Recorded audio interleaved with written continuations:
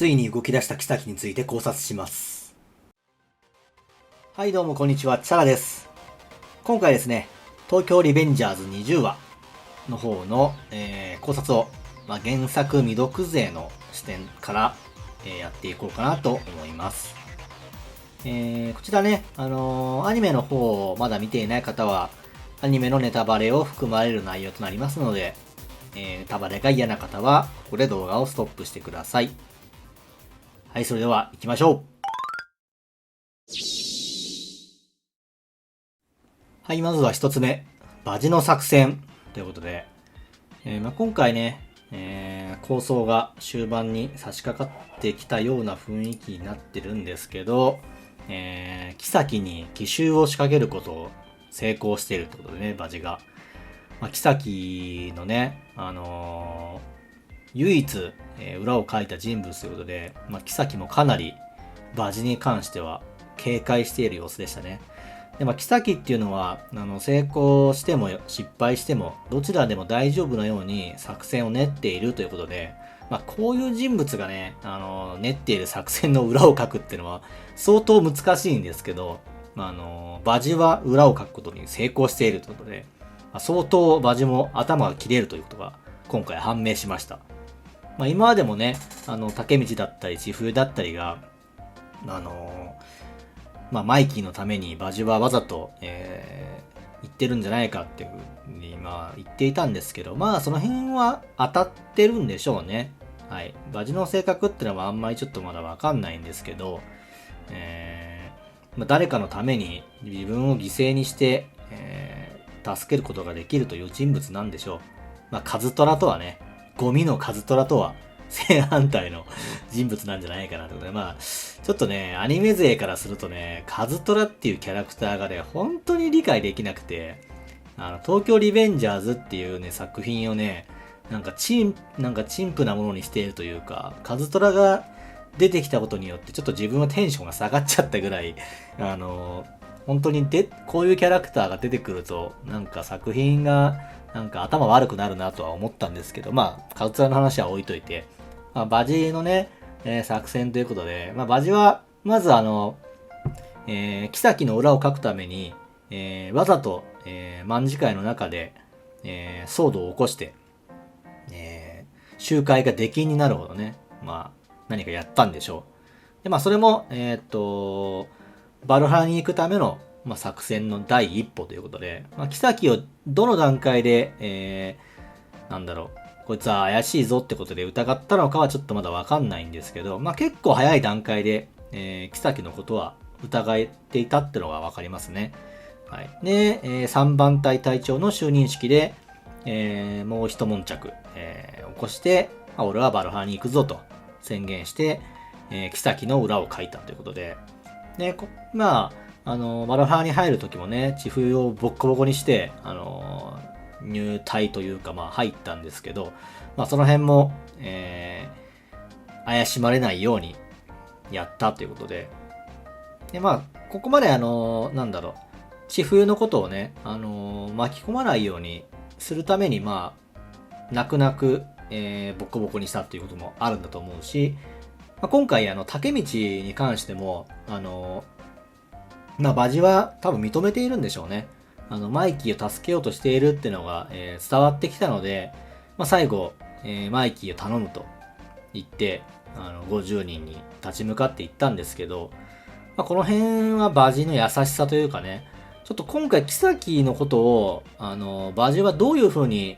どこまでやろうとしていたのかはちょっと疑問なんですけど、殺そうとしていたのか、それとも再起不能ぐらいにするのかちょっとわかんないんですけど、どういう風にしようとしてたのかね。竹道と千冬は巻き込まないように、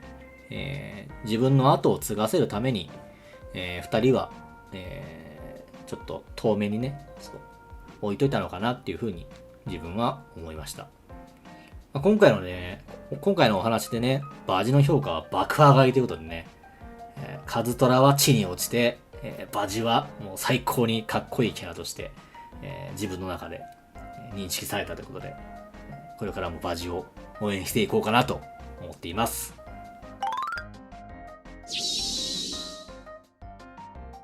はい、では2つ目。妃の作戦ということで、今回のお話でですね、半馬と妃が繋がっていることが確定しましたということで、妃がね、半馬と、電話をしていて、カズトラは失敗したということで、こういう言葉を発していたということで、カズトラが、マイキーを、襲ったのと、バジを襲ったのは、妃が指示を出していて、ハンマがそれをサポートしていたことが、今回のことで確定かなと思います。で、カズトラはもう完全に捨て駒ですね。もう妃からしてみれば、今回、もうカズトラはどうなのと関係ない。とにかく役目だけ、果たしてくれれば何でもいいよっていう感じで、捨て駒キャラとして利用されていたっていうことで、利用されているかわいそうなキャラクターということでカズトラは、そういう立ち位置なんでしょうね。自分はちょっとカズトラは本当に嫌いなんで、利用されているかわいそうなキャラであろうと、この先この評価が、一転するような、いい行動をするとは到底思えないんですけど、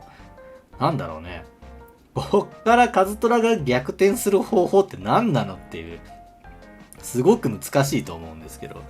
ね、マイキーに対しても最悪な行動をとってるし、バジに対しても最悪な行動をとってるしね。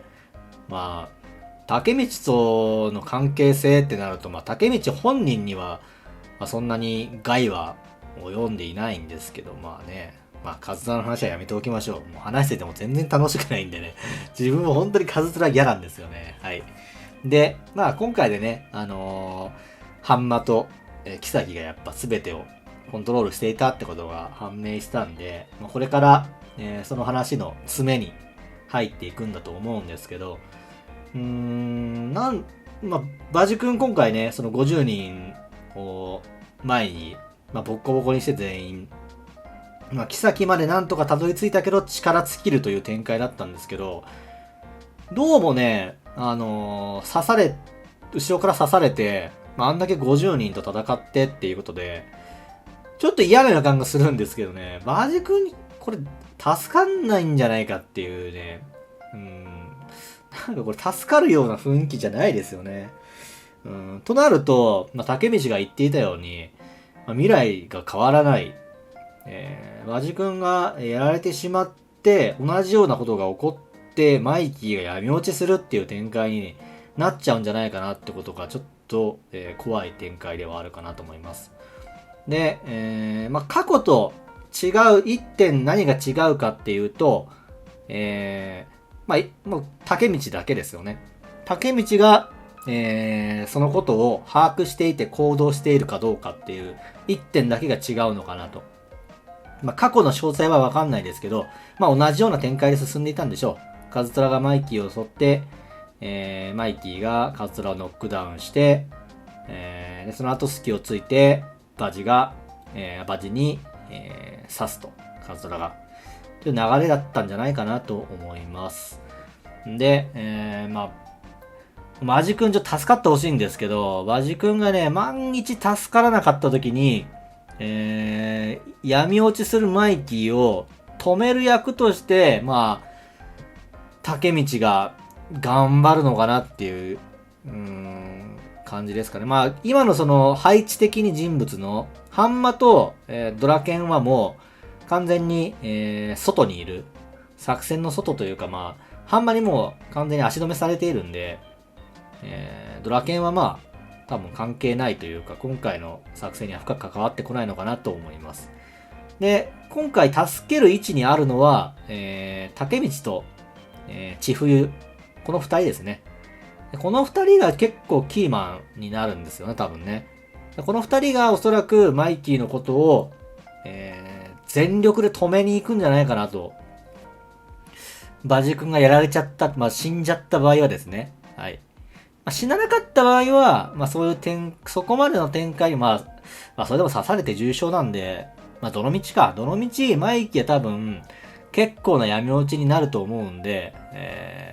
そこをカズトラと、竹道と千冬が止めるという展開になる。で、妃がそれを、作戦に入れているかどうかっていうのは微妙なところで、竹道の存在っていうのはやっぱイレギュラーだと思うんですよね。なんで、竹道が止めに入った時に、妃がそれを邪魔しに行って、まあ、それを邪魔しに来た、妃を千冬がガードするとか、まあ、そんなような流れになるんじゃないかなと自分は考えています。カズトラの立ち位置はもうね、どうでもいいっすね。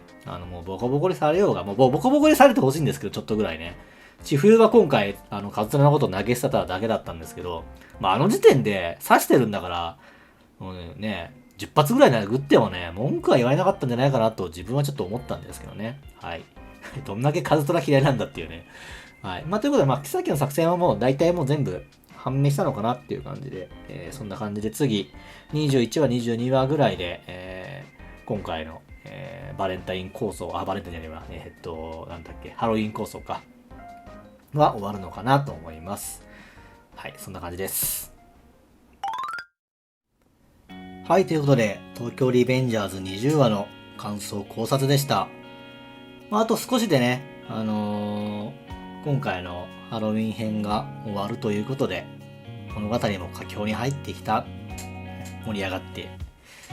来週も、考察していきたいなと思います。東京リベンジャーズ以外にもね、他のアニメの考察だったり考察はね、やっていますので、